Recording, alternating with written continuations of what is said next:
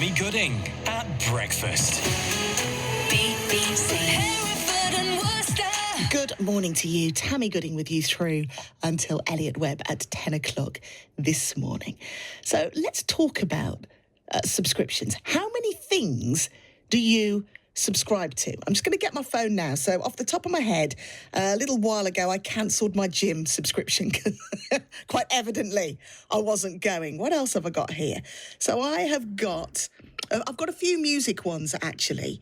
So I've got the Apple Music one and I've got Spotify here as well. So that's good. I've recently ditched loads. Oh, hang on. I forgot to get rid of this one. This is genuine. I came across a really fabulous recipe the other day and they wouldn't let me look at the full details unless I subscribed. It's only really cheap. It's pennies, though. It's a BBC Good Food one. I've got all sorts of them that I forget I've subscribed to on a whim. Do you have I've got Netflix, you've got magazine subscriptions, perhaps a membership at a gym. In the news today, it could be easier to cancel subscriptions as new measures to protect consumers from so-called subscription traps have been announced by the government. So what does this mean? Well, we can find out with the BBC's business reporter, Peter Ruddick. We've probably all seen the ads. Free trial, limited offer if you join today, just a few spots left. Some of us might even have signed up to subscriptions because of them. Now, the government is bringing in new rules. So it says people aren't left feeling they're caught in a trap, can't walk out. So what's changing? Well, from next spring, companies selling magazines or beauty boxes will have to provide clear, simple information about the contracts we're signing up to. So we're making informed decisions. We should all now benefit from a 2-week cooling off period after a discounted trial ends or after a contract renews, giving us time to avoid auto renewals even if we miss the date, but still allowing us the right to a full or proportionate refund. It should be straightforward to cancel. Hopefully, no more having to wait for ages on the phone when you were able to sign up quickly online. Break the rules and regulators will be able to enforce things and even levy fines.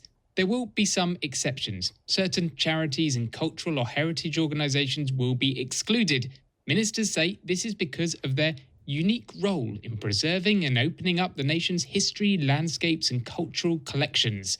Despite that, the promise is that when these measures come into force, we could save £14 a month on average from unwanted products and services. Yeah, and the thing is, you can just forget that you've subscribed, or quite readily, as we heard there, you'll see, get a free trial for a week, and then you can always cancel it. And then you forget, don't you? So that's what's happening. But this is something that often stings people. I've certainly been stung. So I went out to ask people about their experiences in Worcester. Have a listen. I think I've got about 5 at the moment going. I did have a good clear out just before Christmas. I was trying to do a bit of mental health decluttering and got rid of loads. And I think I found about 4 that I was like, what? I don't even have this anymore. It was like an Apple subscription. I don't even have anything Apple. It's like I'm still paying £12 something a month, and it's like I don't even use it. It's mad, isn't it? Crackers, absolutely crackers. Can you name the 5 you've got? We've got Netflix, haven't we? We've got Netflix subscription. We've got a YouTube Prime subscription because of someone's radio and music. We've got, I have a subscription for 2 history magazines and for a Lego magazine, and that's my 5. Do you have any subscription services? You know, when you subscribe to something online, it could be a music thing or a gym or a whatever, and then you forget about it. It could be Netflix, whatever, and then you forget, and you're like, hang on, I'm still paying for this. No. You got any? I've got subscriptions, but I always pay for it. And you use them all? You don't forget about them? No. No, you're better than me then. I've subscribed to all sorts and gone, hang on a minute. And suddenly they give you a free trial, and then suddenly you're good though. Yeah. Well done, you. I did do that years ago, and then I saw a programme and I thought I'll go through my subscriptions and find about 4. Did you? And then cancelled them. No. So that was costing you every month. You got these things. I do it all the time. Best part of £25 a month, that was. Crikey. So, so I've cancelled it. I'm even thinking of cancelling Spotify because their prices are going up and up and up at the moment. And with the cost of living and everything at the moment, it's not cheap anymore to live. Nothing is it? For sure, yeah.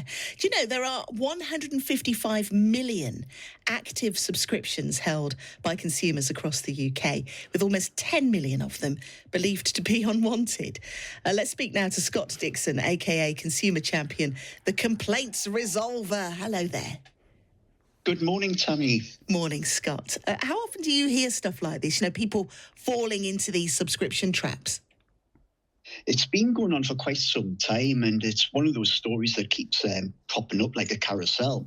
And we have so many subscriptions now, as you mentioned earlier, for everything from gin and food boxes to TV streaming. And it is a big problem that's costing UK consumers millions every month.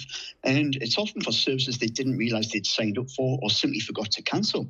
And Citizens Advice research in March 2024 revealed that around 10 million people had unwanted active subscriptions, and the average cost was £14 a month per person. 40% auto-renewed without warning, 39% forgot to cancel after a free trial, and 25% were caught out by a one-off purchase that turned into a subscription. So the Digital Markets Competition and Consumers Act 2024, this is the new piece of legislation. And this is the new consumer law that deals with subscription traps. And it means that companies must now be clear up front with what you are signing up for, send a reminder before a free trial or introductory offer ends, send reminder notifications before a subscription renews, give a 14-day cooling off period to cancel, and ensure that cancellation processes are straightforward and make it just as easy to get out of than what it is to sign up for.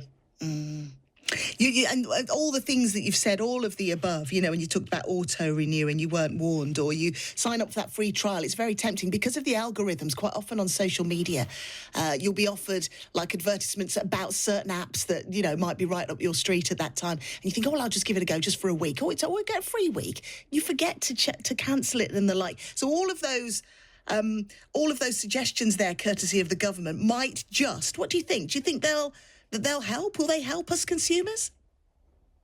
They will help, but I think we need to be proactive ourselves. You know, we can't rely on firms doing things for us because of the problems that I've just mentioned. So, I mean, now's a good time to audit your bank, card and mobile phone bills and statements for the past 12 months. Because price rises invariably kick in beginning of April. So what you're looking for is vague and unfamiliar payment descriptions, and cancel direct with the company and do it in writing so you've got proof. And know your rights as well. So subscription contracts going forward, they should include a 14-day cooling off period.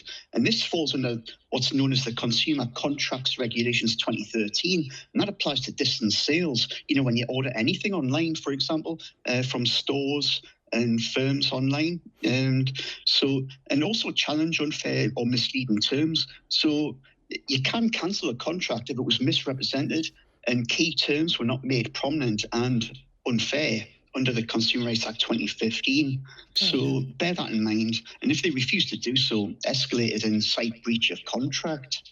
And I think you also need to set reminders for free trials a few days before they expire as well.